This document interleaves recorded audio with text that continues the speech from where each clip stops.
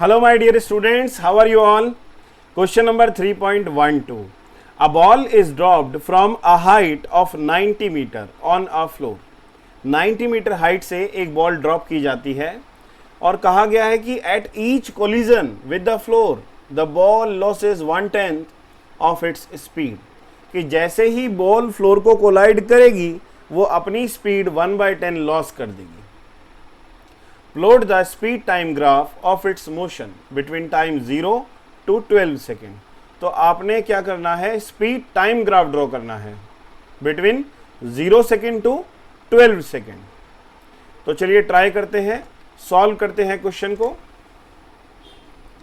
सबसे पहले हम एज्यूम करते हैं कि ये जो हाइट है ये हाइट 90 मीटर है. Okay, this height is 90 meter from the ground. This is the ground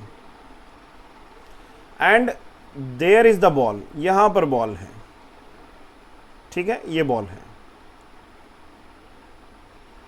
Now when you drop the ball from certain height, then the initial velocity is 0 meter पर second. जब भी हम किसी object को एक certain height से drop करते हैं तो उसकी वेलोसिटी हम क्या लेते हैं, 0 मीटर पर सेकेंड. क्लियर? अब देखिए हमें स्पीड टाइम ग्राफ ड्रॉ करना है. टाइम तो हमें गिवन है 0 से 12 सेकेंड, लेकिन हमें उस टाइम में जो स्पीड में चेंज आ रहा है वो हमें कैलकुलेट करना होगा. ठीक है, तो सबसे पहले हम ये निकालते हैं कि जब ये बॉल ग्राउंड को हिट करेगी इस पॉइंट पर तो उस वक्त इसकी वेलोसिटी कितनी होगी. क्लियर? अब देखिए वेलोसिटी निकालने के लिए हमें यहाँ पर हाइट गिवन है जिसे मैं डिस्प्लेसमेंट बोल सकता हूँ. मुझे इनिशियल वेलोसिटी गिवन है. एक्सेलरेशन, यहाँ पर acceleration due to gravity act करेगी, दैट इज g. उसकी वैल्यू हमें पता है 9.8 मीटर पर सेकेंड स्क्वायर. तो let's start solution. This point is A and I am taking this point as B. Okay, now from A to B. पहले मैं बात करता हूं पॉइंट A से पॉइंट B की. Using third equation of motion,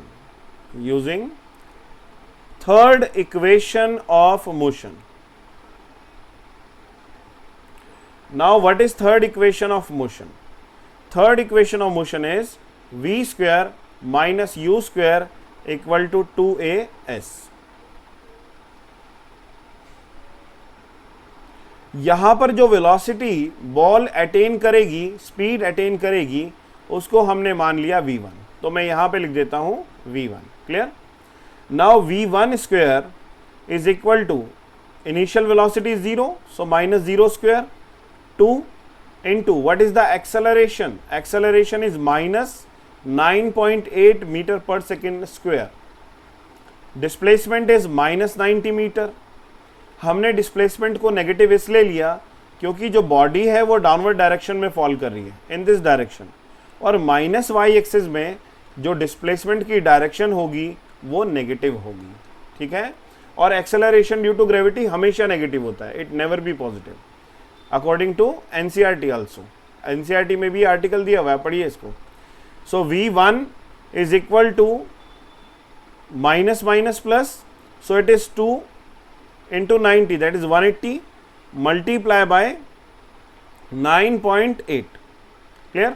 Now I remove decimal, it is 10, 0 से 0 cancel, we multiply 98 with 18. So let's multiply 98 multiply by 18. So हमने obtain किया 1764 and its square root. So square root of 1764, that is 42. 42 is the square root of 1764. So V1 is equal to 42 meter per second. This is the speed with which ball hits the ground. Okay, so V1 we have calculated. V1 हमने calculate कर लिया, लेकिन अब हमें ये भी तो calculate करना होगा कि बॉल ए पॉइंट से बी पॉइंट पर कितने टाइम में पहुंची, तभी तो आप स्पीड टाइम ग्राफ प्लॉट कर पाएंगे। तो टाइम कैसे कैलकुलेट करेंगे, देखिए टाइम के लिए मैं यूज करता हूं फॉर t1 टाइम। ओके, तो मैंने मान लिया कि यहां पर जो टाइम मुझे लगा वो t1 टाइम है। तो t1 टाइम की वैल्यू के लिए मैं यूज कर रहा हूं v is equal to U plus A T, first equation of motion. Now what is the value of v? v is v1, initial velocity 0, acceleration हमें पता है और t1 टाइम है। Now what is the velocity? It is -42 because downward direction, initial velocity 0, -9.8 into t1. So t1 is equal to -420 divided by 98. We can solve it. 2 4s are 8, 2 9s are 18, 2 1 0, 7 7s are 49, 7 3s are 21, 30 by 7. So t1 is equal to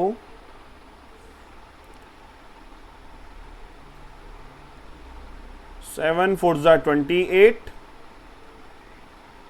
7 2s are 14, it is 4.2 second.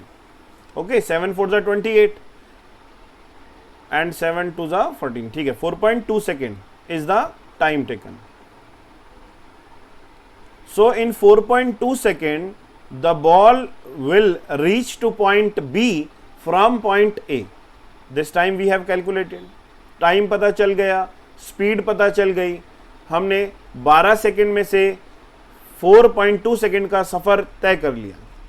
ठीक है, अब ball क्या करती है, ground को hit करेगी। जैसे ही ball ground को हिट करेगी, बॉल की जो स्पीड है वो 1/10 लॉस हो जाएगी। ठीक है ना, बॉल यहां से हिट करेगी और ऐसे ऊपर जाएगी। अब यहां पर ये जो स्पीड है इसको हमने मान लिया v2, this speed is taken as v2, यहां पे लिख देते हैं ना v2। अब बॉल जो है हिट करके ऊपर जाएगी।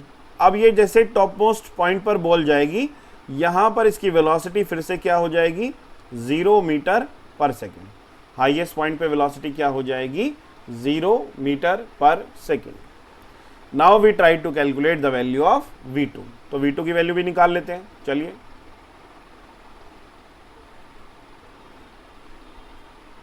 देखिए v2 की वैल्यू हम कैसे कैलकुलेट कर सकते हैं। So as the ball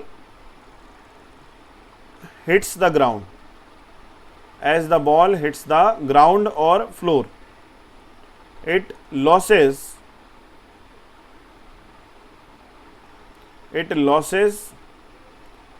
its velocity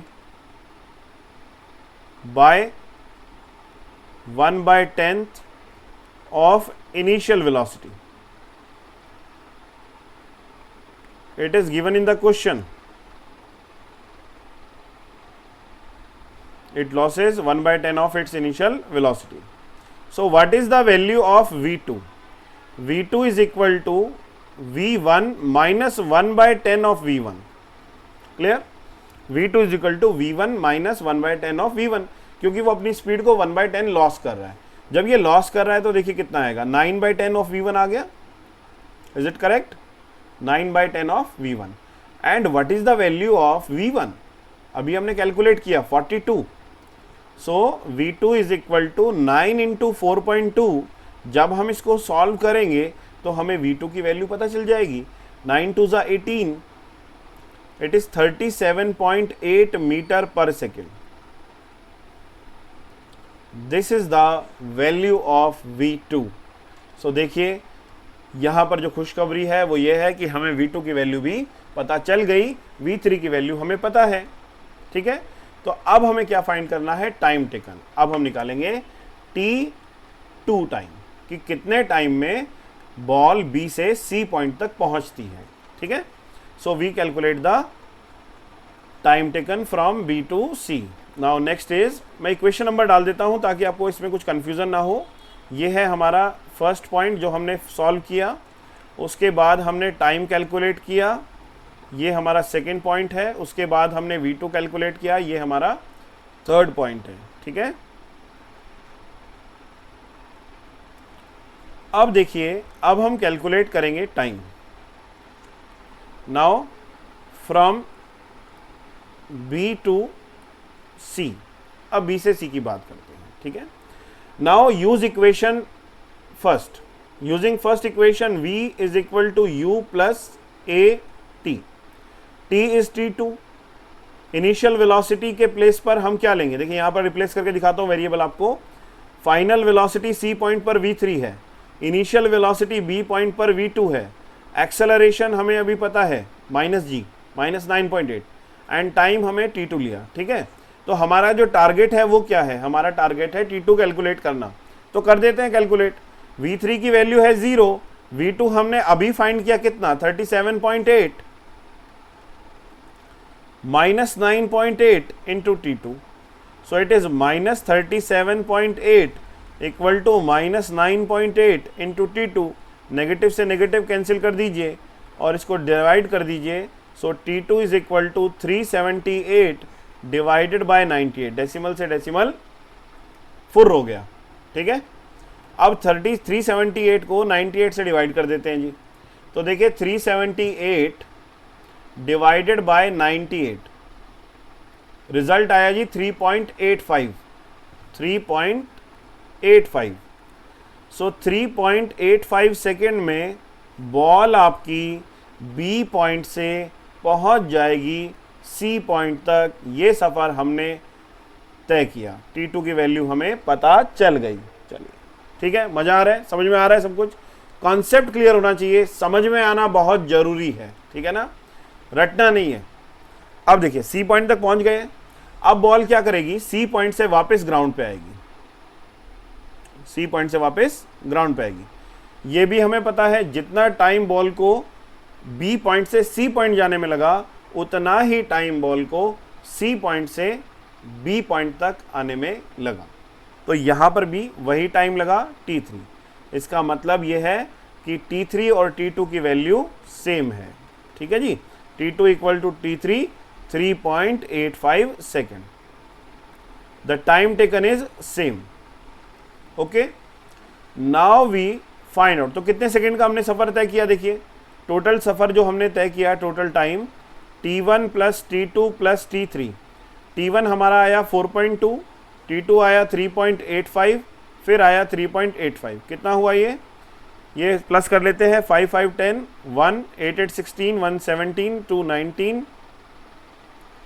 1 4 4 8 3 11 11.90 second का ट्रेवल हमने कर लिया है, ठीक है।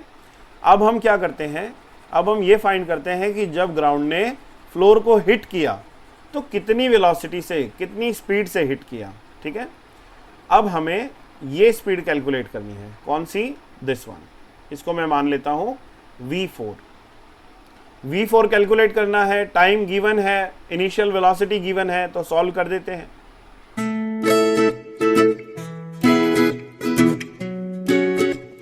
From C to D, v4 minus v3 is equal to 80, t3 हो जाएगा, v minus u equal to 80। Final velocity is v4, initial velocity is v3, so v4 minus v3 is equal to 83। Now v4 calculate करना है, initial velocity 0 है, acceleration -9.8, time is t3। So what is the velocity here, v4 is equal to -9.8 multiplied by time, and what is the time, time is 3.85, 3.85. when we multiply this we obtain 37.73 minus 37.73 metre पर second. देखिए ये तो हो गया mathematical formula, या यहाँ पर आप एक छोटा सा कॉन्सेप्ट लगा सकते हैं, इतना सॉल्व करने की आपको जरूरत ही नहीं पड़ेगी। क्या कॉन्सेप्ट है, कॉन्सेप्ट ये है कि सेम हाइट पर वेलोसिटी सेम होती है, ठीक है। जितनी वेलोसिटी से बॉल रीबाउंड हुई है उतनी ही वेलोसिटी से बॉल यहाँ पर इस पॉइंट पर पहुँचेगी। तो आप देखिए जो रीबाउंड वेलोसिटी थी वो कितनी थी, रीबाउंड वेलोसिटी थी 37.8, और जो हमने कैलकुलेट की है वो कितनी है 37.73। इसका मतलब दोनों वेलोसिटी लगभग सेम है। Okay, now after colliding on the floor, after colliding on the floor, again it loses 1/10 of its speed, 1/10 of its speed. So V5 is equal to 9/10 of V4 हो जाएगा, वही 1/10 माइनस करेंगे तो 9/10 आ जाएगा. Now V5 is equal to 9/10 into V4. What is the value of V4? 37.73. V5 is equal to 9 into 3.7. इसको round of कर देते हैं 3.8. So the result will be V5 is equal to 9 8 जा 72, 9 3 जा 27, 27 7 34, 34.2 meter per second is the velocity with which ball shoots again in the upward direction. Okay,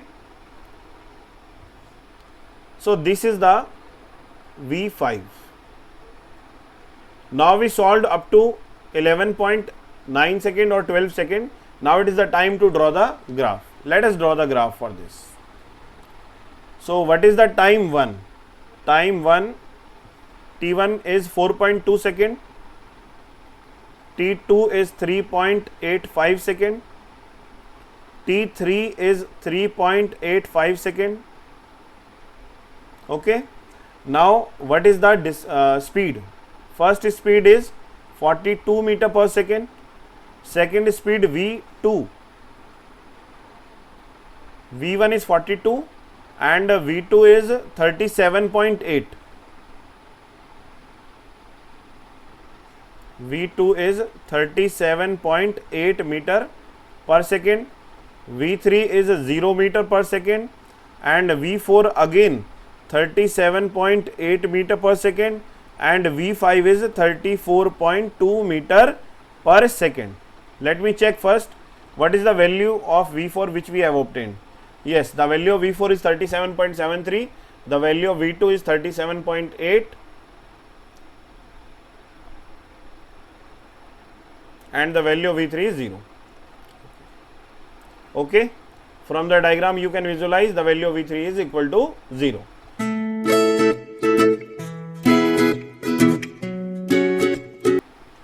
Now let's plot the graph. चलिए अब graph बनाते हैं. तो graph में हमें दो एक्सिस रिक्वायर्ड हैं, एक हमें चाहिए स्पीड के लिए और दूसरी हमें चाहिए टाइम के लिए. So these are the two axis which we require to draw the graph.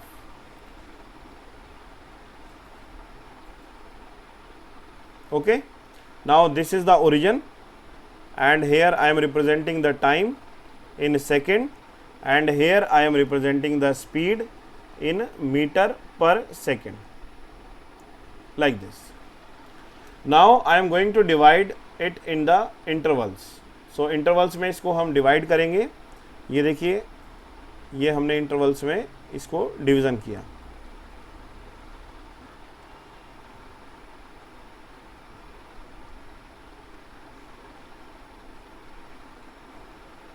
One two three four five six seven. तो हम ले लेते हैं यहाँ पे 8.